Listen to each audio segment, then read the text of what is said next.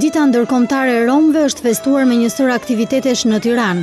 Aktiviteti Të gjithë në një shoqëri ka bashkuar Romët në Parkun Rinia, të cilët kanë festuar në mënyrë tradicionale ditën e tyre.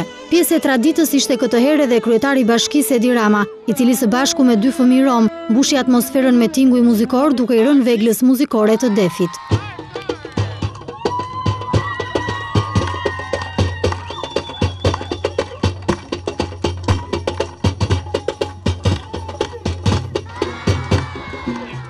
Dëshiroj që t'ju bëj një urim në gjuhën tuaj, Amaro Dives Oto Grastonaj. Kreu i bashkisë premtoi në këtë ditë mbështetje ndaj komunitetit rom që po kalon ditë të vështira, siç tha ai. Bashkia jon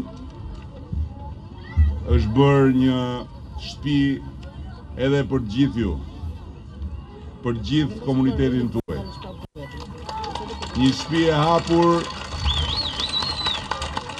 ku ka